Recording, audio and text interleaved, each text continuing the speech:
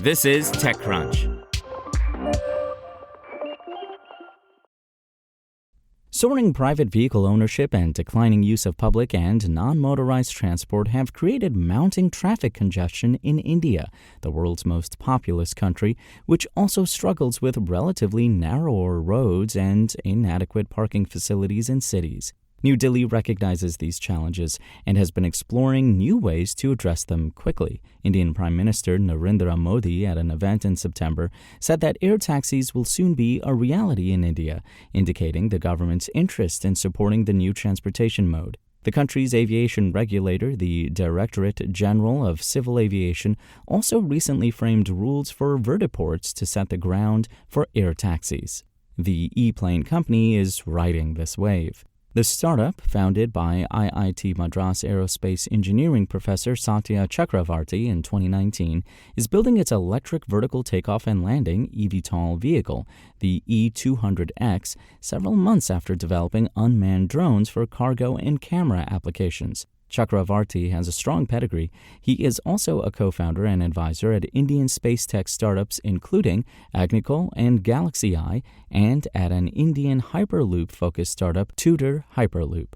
Chakravarty told TechCrunch that ePlane secured IPs in developing the intra-city commute and cargo-focused aircraft with reasonably slow fly speed and a compact wingspan of 8 meters, unlike typical air taxis with 12 to 16-meter wingspans.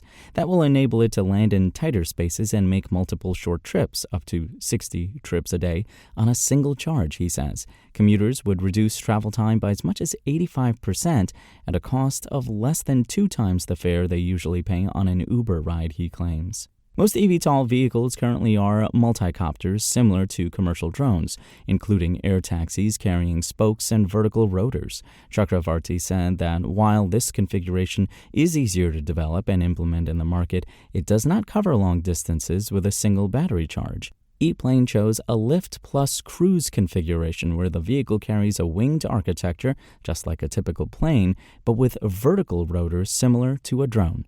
This configuration has been proven to actually be very reliable because we have redundancies in terms of the vertical rotors carrying the weight of the aircraft, while wings taken with their share of balancing the weight progressively so that we don't have a loss of lift during the transition from a vertical takeoff and hover to forward flight, he said. The startup has also developed technology called synergistic lift, which uses vertical rotors even in forward flight to make wings compact enough. Chakravarty told TechCrunch that ePlane manufactures aircraft components at its IIT Madras facility, including airframe parts and designing seats and propellers. The startup outsources cells but assembles batteries for the aircraft at its facility to manage the aircraft's center of gravity.